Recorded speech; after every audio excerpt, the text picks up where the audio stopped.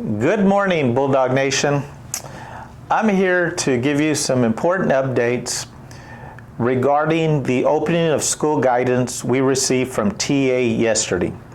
I know there was much confusion over a survey and some information that we posted online on Facebook, and we did have a call out as well, and we did post the information on our website.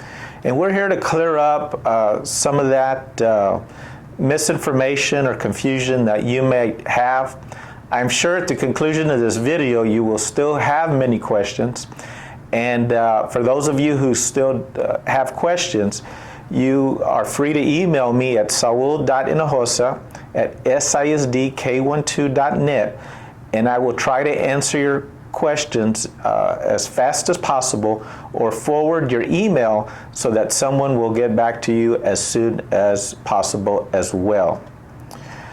Well, I want to start off by informing you that this coming school year, Somerset ISD will be offering instructions in two different ways.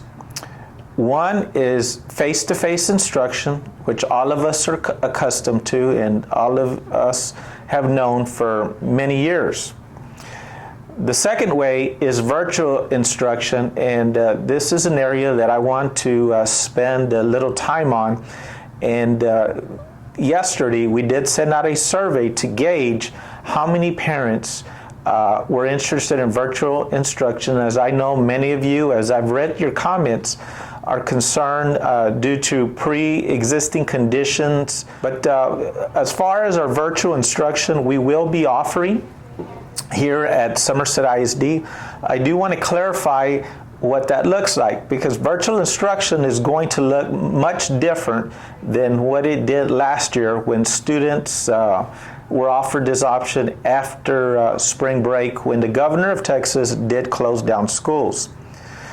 So virtual instruction is going to be much more stringent this coming year. There are two ways that this virtual or remote instruction is going to be offered. The first way is called synchronous instruction, meaning that a teacher at a certain time will come on, and a student is going to be expected at that time to log into the computer to hear the lesson from the teacher. Attendance will be taken at that time as well. The other way that instruction is going to be offered is through what we call asynchronous instruction, where a teacher will videotape or have a website for a student to go into in order to complete an assignment. These assignments will have to be turned in daily in order for the student to be counted present. We will also have packets that parents will be able to pick up at school in order for your child to complete these packets so that they also will be counted present. Attendance will be taken every day, and students will be expected to log in every day in order to be marked present, and also to get credit for those assignments. Every assignment that is turned in will be graded and will be part of the report card. Not like last year, where we counted these assignments as pretty much pass or fail. Some important notes for those students who are going to be enlisting in virtual instruction. For those of you, especially at the high school, who have electives such as welding or cosmetology and auto mechanics, more of the hands-on type of classes, you will have to be changing your schedule to electives that you can complete online. As you well know, we cannot offer an online course in welding because it is impossible to do those types of electives at a home. So counselors will be contacting you to offer other alternatives that you may be interested in order to complete your elective part of your schedule. In addition, students who sign up for online will not be allowed to participate in extracurricular activities. All students who are learning from home will be expected to stay at home and will not be allowed to participate in extracurricular activities. The idea, again, is that we want to not only limit the amount of students who are here at campus, but we want to make sure that we streamline all students who have selected virtual instruction. The other important piece to this is that once a parent does select virtual instruction, they will be expected to remain virtually for 9 weeks at a time. Same as students who will be coming face-to-face, they will be expected to be face-to-face for 9 weeks, unless we do have some cases that occur here at on campus. Then of course we would move to virtual instruction. I know I had a lot of questions on the remarks concerning Chromebooks and internet access. All students, grades 7th through 12th, will be provided a Chromebook. The district has taken on this initiative to make sure that all students in grades 7 to 12 have a Chromebook due to the complexity of the courses that they are taking.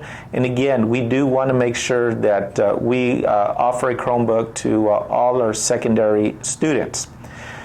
As far as all the other students in grades K through 6, we will have some Chromebooks available, but we will not have enough for every student. So parents, please, if you will be signing up for virtual instruction, please make sure that you do have a device at home. If you don't, it's important to purchase one so that you can be ready on the first day to receive the value instruction needed. There's also been some many questions regarding hotspots and internet access. We do have a limited amount available, and we will be giving those out as well, and probably focusing on the older students and then moving down as they are available. So if you don't have internet access and you are planning to have your student at home for virtual instruction, it is important that you do purchase a hotspot at your local dealer so that you are able to complete the assignments. For those parents that are unable to purchase a device or have a hotspot, then you will be limited to the packets which you can pick up at the schools in all probability in a weekly manner.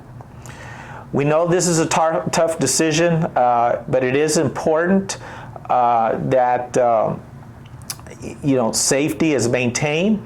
What I will say is that the best quality instruction will be from our teachers who will be here every day providing that face-to-face instruction. But as we know, this COVID virus does present a challenge for some of us due to the elderly or the people who may be sick, and we totally understand that some of your children have to remain home in order to receive this virtual type of instruction. We're here to support you, and again, if you do have any questions, please email me and I will be sure to get back to you as soon as possible. Now, let's move on to face-to-face instruction. What will that look like?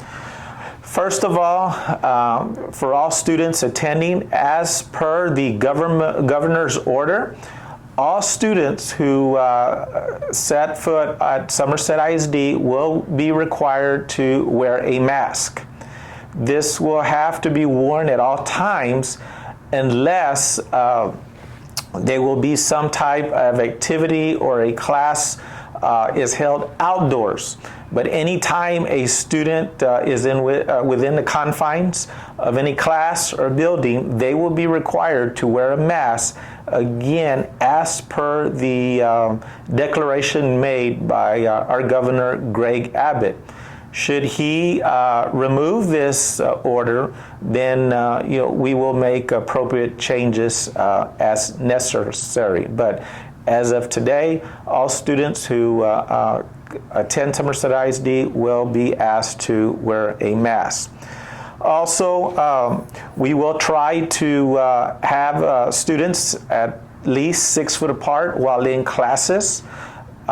In some cases, that might not be possible, depending on the amount of students who are assigned to that particular teacher. And that is another reason why the mask is so important for the students to have during the time that they enter our buildings. We will be offering hand sanitizer as students board the bus. This will make sure that we keep hands clean. It is going to be important, though, that parents do self-check their kids before boarding the bus or before dropping them off at school. We will also be checking temperatures of all students who enter our buildings during the class day every day. This will be done by teachers or administrators or nurses at some point as they arrive to school every day. If a student has a temperature of 100 degrees or above, they will be sent home, and appropriate measures will be necessary in order before the student returns. Should a child or staff member test positive for the COVID virus, every parent on that particular campus will be notified. We will contact you to notify you that your student is on a campus, whether they're exposed or not, so that you are well informed. We will be sanitizing areas if we do have a case.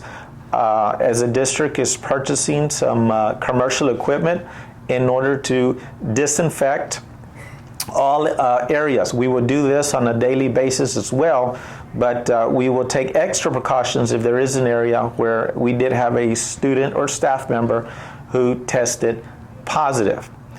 Should we have to close down for the day or two due to a positive test, we will make up those days at the end of the year, or we will transition to virtual instruction so that we don't have to make up those days. We will keep you informed, though, all along the way of different situations that are occurring on campus. Again, we feel that face-to-face instruction is going to be the most beneficial for students, but we know safety is our primary concern, and we want to honor the requests from parents. Now I do want to get to a few questions that were asked as I was reviewing questions from those parents who did sign up online. At the conclusion of this video, will you be able to change based on the information that you registered your child for online? And the answer is yes.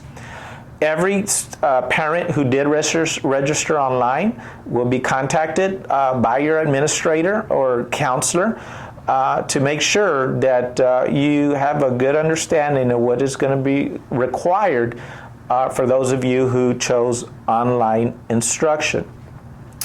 Again, it is important that parents, we have to take ownership or take that responsibility of the instruction that's going to be offered at home. Other questions were related to dance and cheer. If those students do choose virtual instruction, will they be allowed to participate? And again, the answer will be no, because they will not be allowed on campus to participate in extracurricular activities. This is a decision we've taken as a district, so any student who wants to participate in extracurricular activities will have to attend face-to-face instruction during the school day. And again, there were several questions regarding Chromebooks, and I hope that I've been able to answer your question. If I haven't, please email me, and I will be sure to answer your question as well.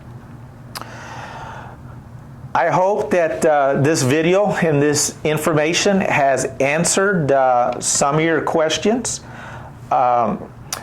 Our teachers are going to be coming in the next few weeks to receive some intensive training on some of the learning platforms to make sure that we offer a quality virtual online instruction for all kids who are going to select this route.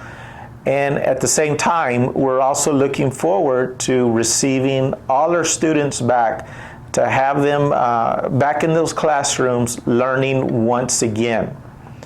We know with these two types of instructional methods that our district will rise and will persevere, and we're going to have some good exemplary quality instruction occurring here at Somerset ISD. It is important that students, regardless of the method that you choose, will have to be engaged every day, as the 90% attendance rule will be in effect for parents and students. Again, we're in difficult times, but we know Bulldog Nation, knowing the community that we have and the support that we receive, will continue to excel as we strive to be one of the top districts, not only in the Bexar County area, but in the state of Texas. Again, I look forward to your emails to answer any type of questions that you may have.